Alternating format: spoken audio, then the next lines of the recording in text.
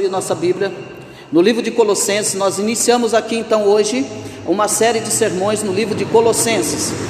E o tema dessa série é a nova vida em Cristo. É o tema da nossa série dentro do livro de Colossenses. Hoje nós vamos falar acerca das razões da gratidão do apóstolo Paulo, trabalhando do versículo 1 ao versículo 8. Para nós iniciarmos, conhecendo a igreja de Colossos, a igreja de Colossos ela não tinha sido fundada pelo apóstolo Paulo, está com problema esse microfone, e nem tinha recebido nunca uma visita do apóstolo Paulo. Porém, o apóstolo Paulo foi quem, durante 3 anos, o apóstolo Paulo ele esteve em Éfeso e toda a província da Ásia, e ele evangelizou toda a província da Ásia, inclusive através de Epáfras, que é o seu companheiro, e ele vai mostrar aqui no versículo 1, ele vai dizer a Paulo, o apóstolo de Cristo Jesus, por vontade de Deus, e o irmão Timóteo, aos santos fiéis irmãos em Cristo, que se encontram em Colossos, graça e paz a vós outros, da parte de Deus, nosso Pai. Então, o apóstolo Paulo, ele não é o fundador desta igreja, mas ele é a consequência da fundação desta igreja, por ter, então, em toda a província da Ásia, evangelizado durante aproximadamente 3 anos, evangelizando. Então, o evangelho chega até Colossos, e Colossos ele se encontrava aproximadamente a 60 quilômetros de Éfeso.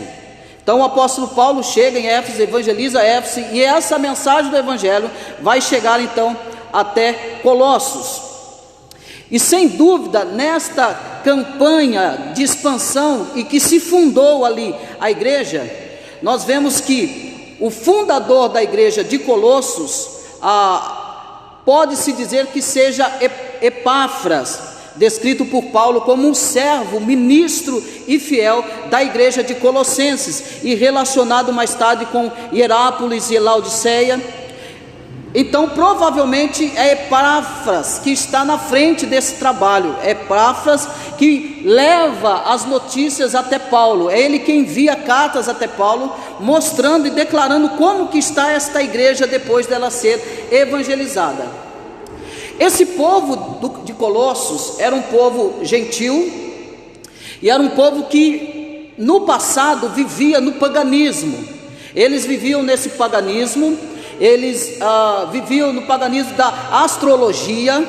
Eles criam que tudo era Deus, que a natureza, os cosmos, o sol, a lua, tudo aquilo era referente a Deus, e tudo aquilo deveria ser usado como intermédio para se falar com Deus, né? Esse paganismo, eles ensinavam, antes desse povo de Colossos ser convertidos, eles acreditavam que por meios de terceiros, por meio das estrelas, por meio do sol, da lua, até mesmo pelo meio do mar, dos animais, se poderia falar com Deus, que somente falando diretamente com Deus não era necessário, não era possível. Então se existia esse movimento de paganismo na vida desse povo de Colossos, um povo gentil. O apóstolo Paulo então, ele vai escrever essa carta, e é uma das cartas da prisão dele.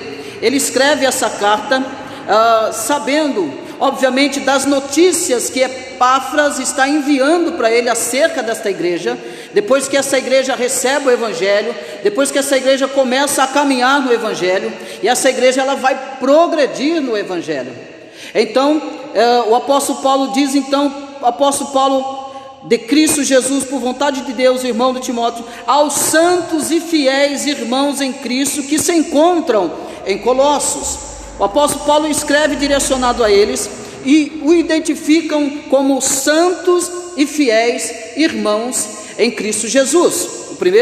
No segundo versículo, graça e paz a vós outros da parte de Deus nosso Pai. Aí ele vai continuar mostrando qual é a razão da graça da sua carta.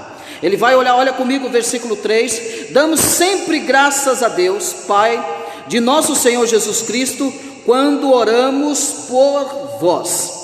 Então o apóstolo Paulo, ele está numa tamanha felicidade, ele diz que ele dá sempre graças a Deus, todas as vezes, não uma só vez, mas todas as vezes, ele dá graças a Deus, ao Pai, de nosso Senhor Jesus Cristo, quando ele ora pela igreja de Colossos. Essa razão dele orar por essa igreja de Colossos, essa alegria do apóstolo Paulo de orar por essa igreja, porque essa igreja foi alcançada pelo Evangelho de Cristo, pelo verdadeiro Evangelho, o Evangelho que não precisa de aparatos, não precisa do paganismo, não precisa da astrologia, não precisa de intermediários, mas Cristo que é a nossa ponte, Cristo que é o nosso intercessor, Cristo somente a Cristo eles devem completamente devoção. E ele fala então que esses santos são aqueles que foram incorporados em Cristo Jesus, aqueles que viviam no paganismo, que viviam nesta heresia pagã. O que nós devemos se lembrar também, que toda a carta depois vai nos demonstrar acerca de alguns judeus também, que viviam também com esse lado do paganismo. Os judeus também não só viviam no paganismo, como também eles abraçavam também a conduta astróloga, a astrologia. Também os judeus, eles ainda observavam todos alguns rituais, por exemplo, da dieta, por exemplo, de algumas coisas que precisam ser revisadas para que eles pudessem ser aceitos por Cristo, ou pudessem alcançar a salvação. Havia aqui uma mistura de paganismo com judaísmo, com astrologia, era uma tremenda bagunça. O evangelho então chega a esses irmãos gentios, e o evangelho então está crescendo, esse evangelho então está avançando, esse evangelho está tendo efeito na vida desse povo. Esses santos então são aqueles incorporados em Cristo, que viviam no passado no paganismo, são os que têm amor fraternal agora no presente, são os que têm uma esperança segura nos céus. No versículo 4, o apóstolo Paulo vai dizer: desde que ouvimos da vossa fé em Cristo Jesus e do amor que tendes para com todos os santos. O apóstolo Paulo está declarando: desde que eu tenho notícia de vocês, desde que eu tenho ouvido as boas novas da parte de vocês, que a vida de vocês está mudando, que a vida de vocês está crescendo espiritualmente falando, vocês estão progredindo, vocês estão crescendo. Qual é a razão do apóstolo Paulo escrever essa carta? Não é que o povo estava voltando para o paganismo, não é isso, mas Paulo está querendo prevenir o povo, de alguns gnósticos que ainda rodeavam a igreja de Colossos, de um daqueles que ainda queriam trazer ensinamentos do gnosticismo. Então Paulo, numa forma de alertar, de orientar e de prevenir a igreja de Cristo, então ele escreve essa carta, e ele diz que desde que ouvimos da vossa fé em Cristo Jesus e do amor que tendes para com todos os santos, ele vai dizer lá: sempre eu dou graças a Deus, sempre eu dou graças a Deus, ao meu Senhor Jesus, quando oramos por vocês. Desde quando eu tenho visto a notícia sobre a fé de vocês e o amor. E você precisa perceber nisso que são dois fundamentos principais de uma igreja: a fé e o amor, que andam junto. E essa fé não é só a fé em Cristo, esse amor não é só amor em Cristo, mas também externada para os irmãos. Ele vai dizer que eu ouvi da vossa fé em Cristo Jesus e do amor que tendes para com todos os santos. Ele está testemunhando da vida cristã da igreja de Colossos. Ele está mostrando que verdadeiramente esta igreja, ela está andando, ela está caminhando, e os fundamentos principais, que é a fé e o amor, está acompanhando esta igreja. É uma igreja que os irmãos se amam, é uma igreja que os irmãos se cuidam, é uma igreja que está cheia de fé e cheia de amor.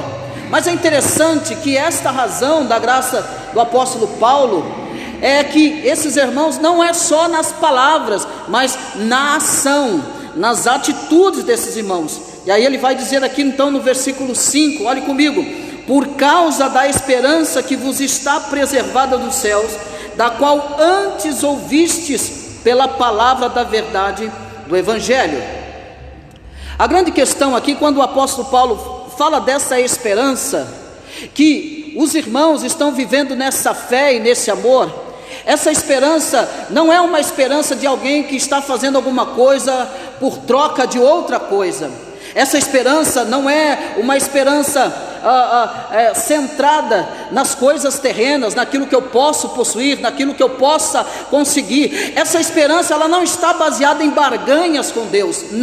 Não é essa esperança que o apóstolo Paulo está falando. O apóstolo Paulo está falando da esperança de um dia estarmos juntamente com Cristo nos céus. É esta esperança, não é uma esperança egoísta, não é uma esperança interesseira, mas é uma esperança exclusivamente na vontade de estarmos com Cristo por toda a eternidade. E a igreja de Colossos apresenta isso, apresenta este desejo, essa esperança de se estar com Cristo. Ora, meu irmão, todos aqueles que chegam ao conhecimento de Cristo, a nossa única esperança é estarmos com Cristo Jesus por todo sempre, por toda a eternidade. A razão do nosso amor, a razão da nossa fé, ela não pode estar baseada em interesses pessoais. Não, a nossa razão da nossa esperança não pode estar baseada em trocas. Não, a nossa esperança precisa estar fundamentada na verdadeira fé e no verdadeiro amor em Cristo Jesus. Então eu amo meu irmão, eu amo a Cristo de verdade, automaticamente eu amo meu irmão de verdade, automaticamente eu tenho fé em Cristo, então eu creio que Cristo é poderoso sobre todas as coisas. Ele diz então que por causa da esperança que vos está preservada nos céus, da qual antes ouviste pela palavra da verdade do Evangelho. E a este Evangelho não há outro Evangelho, não há outro meio. E esta é a grande razão da ação de graça do apóstolo Paulo nesses primeiros versículos, porque ele está vendo que o Evangelho, este Evangelho poderoso que foi pregado a este povo que outrora era pagão e que agora se converteram ao Evangelho de Jesus Cristo, ele está demonstrando que esse Evangelho verdadeiro trouxe esperança para o povo. Este verdadeiro Evangelho não é aquele Evangelho que enfeitiça as pessoas, não é aquele Evangelho, entre aspas, que ilude as pessoas. Não, este verdadeiro Evangelho, ele faz nascer a esperança dentro do coração de todo cristão. É essa esperança que as pessoas não entendem. Este Evangelho, é esse amor que o Evangelho nos dá e nos ensina, que o mundo não entende. O mundo olha para você: por que você vai amar desse jeito? Por que você vai se entregar desse jeito? Por que você vai insistir com essa pessoa desse jeito? Larga a mão, cuida da sua vida. Por que é que você vai tentar ajudar alguém? Passe por cima dele e seja você alguém. Não, esse Evangelho que o apóstolo Paulo está falando de fé e de amor, é um Evangelho que se doa, é um Evangelho que se entrega, é um Evangelho que ama, é um Evangelho que cuida. É esse Evangelho sem interesse, mas que se preocupa com o interesse do próximo. É esse Evangelho que o apóstolo Paulo está nos falando aqui nessa noite. Por causa da esperança que vos está preservada nos céus, da qual antes ouvistes. Talvez, eu não sei, talvez no meio da caminhada alguém se perdeu do sentido do verdadeiro Evangelho. Talvez, eu não sei como que você entrou aqui nesta noite, mas esse Evangelho, ele permanece, a fé e o amor verdadeiro permanece. Alguém vai dizer: mas eu amo a Deus. Não, o Evangelho não quer só que você ame a Deus, o Evangelho quer que você ame pessoas, o Evangelho quer que você ame o seu próximo. O mandamento é: amar a Deus sobre todas as coisas e ao teu próximo como a ti mesmo. É esse evangelho que o apóstolo Paulo está falando. É esse evangelho que o apóstolo Paulo está testemunhando por cartas. A notícia chega até ele, como é bom ouvir que um irmão está prosseguindo na fé, Fagner. Como é bom você ouvir: olha, pastor, eu estou prosseguindo na fé, eu estou crescendo, eu estou avançando, pastor. Eu me lembro quando eu me converti, e como é bom a gente ouvir o progresso de uma igreja que cresce na fé, que cresce no amor, que são os fundamentos. Ele diz que é por causa da esperança que vos está preservada nos céus, da qual antes ouviste pela palavra da verdade do evangelho. Eles não ouviram outra coisa, eles ouviram a pregação do evangelho. Deixa eu dizer uma coisa para você: não tem outro meio, não tem outro método, não tem outro jeito de você ter esperança nos céus, se não for pela pregação do evangelho. Não tem casa, não tem dinheiro, não tem status, não tem riqueza que vai te dar esperança. Somente o evangelho vai te trazer esperança.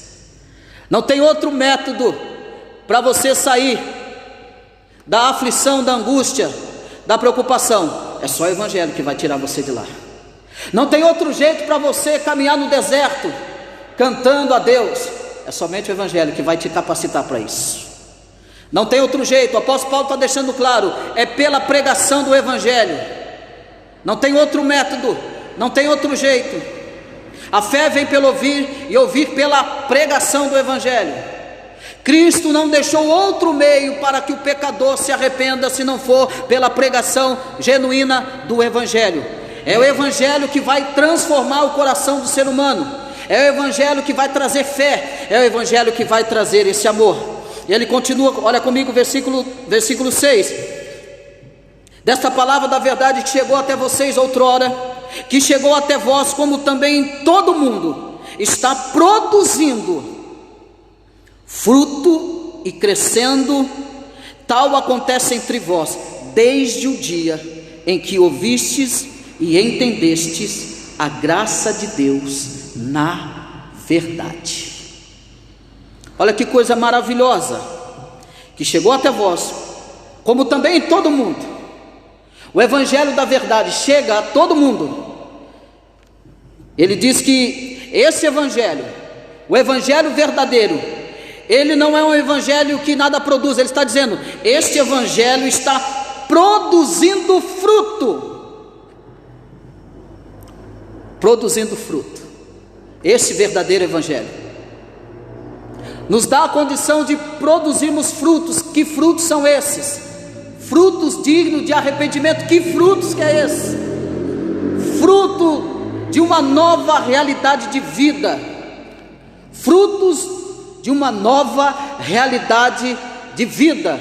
Frutos que glorificam a Deus. Então é impossível alguém que foi alcançado pelo evangelho de Jesus Cristo e não produzir. Isso é impossível. Porque o evangelho, quando ele atinge um ser humano, ele também faz com que o ser humano comece então a produzir frutos dignos de arrependimento. E o apóstolo Paulo diz isso porque pelo testemunho que ele recebe de Epáfras, pela carta que ele recebe de Epáfras, dizendo e contando qual é a caminhada desta igreja de Colossos. Olha, a igreja de Colossos estão produzindo frutos, e esses frutos são frutos dignos de arrependimento. Mas que fruto é esse, irmão Christian? São os frutos que eles não produziam quando viviam na heresia do paganismo. É esses frutos, e agora eles se arrependem dos seus pecados. Eles agora buscam uma vida de piedade. Eles agora buscam uma vida de amor, uma vida de fé, servindo uns aos outros. O evangelho causa então frutos dignos de arrependimento. Meu irmão, deixa eu te dizer uma coisa: além de produzir fruto, ele traz crescimento. Crescimento. O evangelho cresce. O evangelho ele produz. Se o evangelho está sendo pregado, mas deleta o que você vê exteriormente por aí, em alguns segmentos. Mas tal lugar está afarropado de gente, falta explodir as paredes de tanta gente. Mas eu pergunto para você, é o verdadeiro evangelho que está sendo pregado ali? Ah, mas aquele lugar, quantos milagres e maravilhas e prodígios, quantos profetas. Mas eu digo para você, é o verdadeiro evangelho que está sendo pregado ali? Eu desafio você pegar 5 pessoas desse segmento, converse com elas 5 minutos e você vai descobrir que ela não sabe o que é o evangelho. Ela não sabe quem é esse Deus do evangelho, quem é o Cristo do evangelho. Ela só vai falar de vitória, vitória e vitória. Ela não conhece esse Deus. Ela não conhece, ela desconhece o que é luta, tribulação, angústia. Ela não sabe o que é esperança. Mas ela vai falar para você que é vitória, vitória, vitória. Ela desconhece. O verdadeiro evangelho, ele produz frutos dignos de arrependimento. O verdadeiro evangelho que o apóstolo Paulo está relatando, ele produz crescimento. Crescei na graça e no conhecimento. E aqui nós podemos atingir os 2 âmbitos, tanto no reino de Deus, crescimento no reino de Deus, como crescimento na vida espiritual. Meu irmão, você não pode passar 10 anos numa igreja e não crescer. Isso só vai acontecer se você estiver no lugar que o evangelho não é pregado. Outra coisa, só vai acontecer se você não tiver interesse e não tiver amor e devoção pelo evangelho.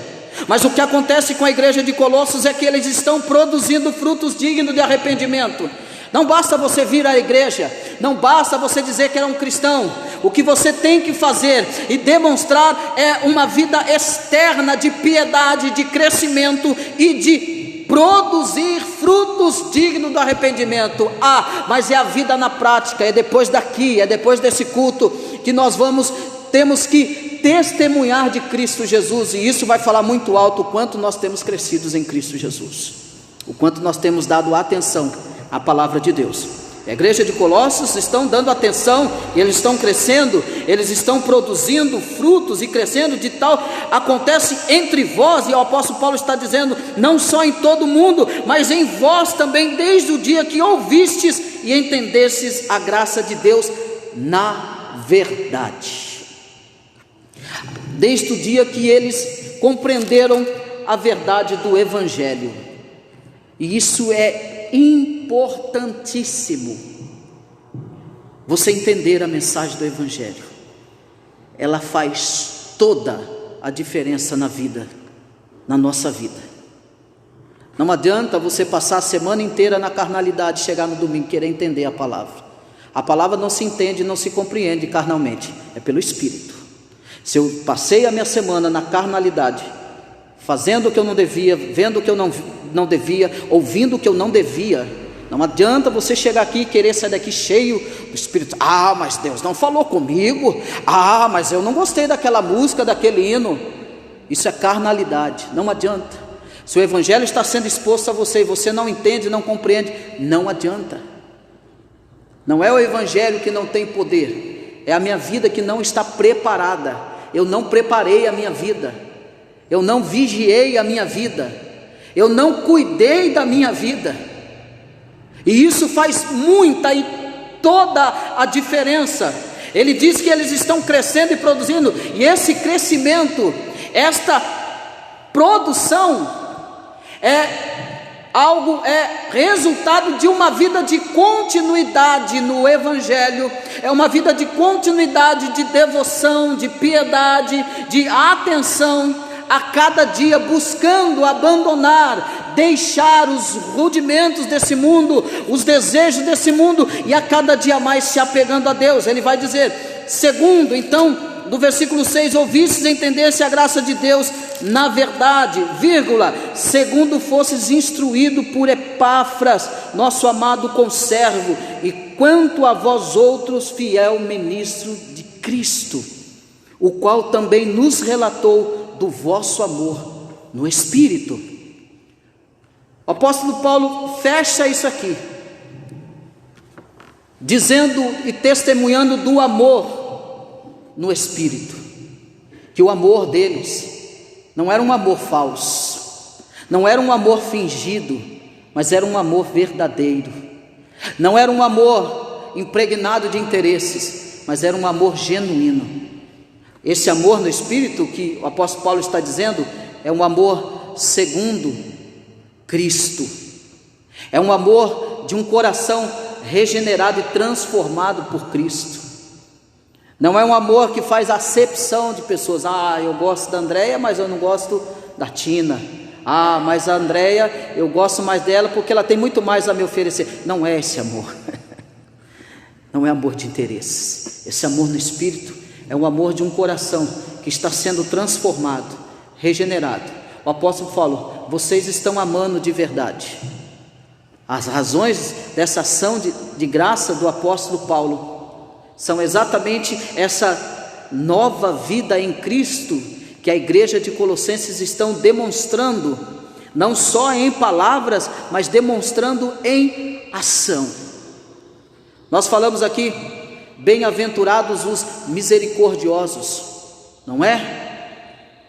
Falamos o que significa misericórdia: é socorrer, é atender, é amar, é ajudar, é resgatar, é aconselhar, é instruir. O apóstolo Paulo está dizendo: e vocês têm esse amor de entrega, esse amor de renúncia, esse amor verdadeiro, essas características, esses fundamentos de uma igreja que verdadeiramente vive na fé e vive no amor. Damos sempre graças a Deus pela conduta de vocês, meus irmãos.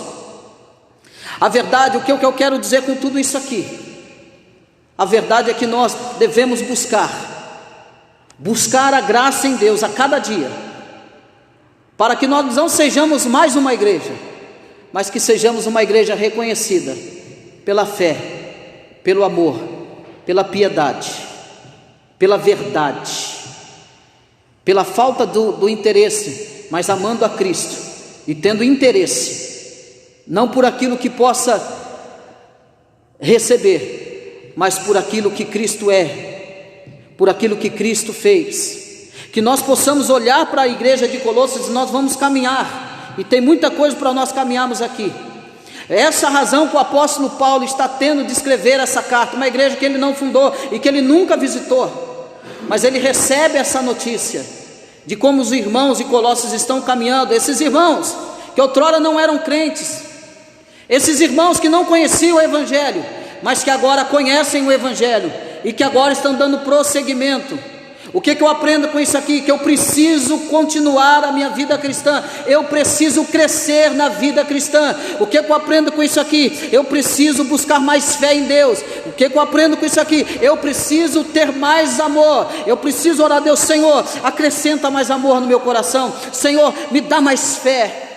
Faça como aquele pai, daquele filho que estava endemoniado: Senhor, eu creio, mas acrescenta a minha fé. Eu quero crer mais, eu quero amar mais, eu quero acreditar mais. Peça que o Senhor lhe guarde a sua vida, guarde o seu coração, guarde a sua mente, para que as pessoas, quando olharem para você, não é para a placa da igreja, mas para cada um de nós que somos chamados a igreja de Cristo, Cristo sendo cabeça, posso olhar para você e dizer verdadeiramente: eis ali um discípulo de Cristo Jesus, na sua fé, no seu amor e na sua prática. Continuarmos progredindo, continuarmos crescendo no Evangelho. Dá uma recapitulada aí e vê o quanto você até hoje tem crescido no Evangelho. Pense quantas vezes no dia você pega a Bíblia para ler. Pense quantas vezes você ora durante a semana. A questão não é o tempo, a questão é os momentos que você tira para isso. Se você tem mais tempo para os seus afazeres e menos tempos para aquilo que é santo e sagrado, você precisa rever o seu cristianismo, porque isso pode impedir o seu crescimento, isso pode até fazer você impedir o teu entendimento. O rudimento desse mundo, ele vai tentar nos destruir a qualquer momento e tentar nos parar a qualquer momento, a todo instante. se você não correr para a cruz, se você não se curvar diante dessa cruz, que ali tem todas as respostas da nossa vida cristã. Quer crescer? Quer avançar? Vai para a cruz. Fique firme. Fuja da aparência do mal. Fuja do mal. Fuja daquilo que te deixa longe de Deus. Não está produzindo? Talvez seja até um jargão, mas o ano está indo. Ah, mas veio a pandemia. Quantas pessoas você ganhou para Cristo? Quantas pessoas você evangelizou para Cristo? Quantas? Quantas você lembrou? Quantas vezes você lembrou que o seu papel é falar do reino de Cristo a alguém? Que nós possamos nos preocupar mais com isso. Que nós possamos nos preocupar como que as pessoas estão nos vendo como igreja, a cada um de nós, como que eles estão nos enxergando. Qual é a notícia que tem chegado sobre nós? Ah, eles estão produzindo, eles estão crescendo, está avançando. O que a gente não pode se empolgar entre partes, meus irmãos. Isso é bom, ter igreja cheia, é bom, mas eu preciso saber se a igreja está cheia de Deus. Esse é o grande perigo. Uma igreja pode estar cheia, mas ela pode estar vazia de Deus.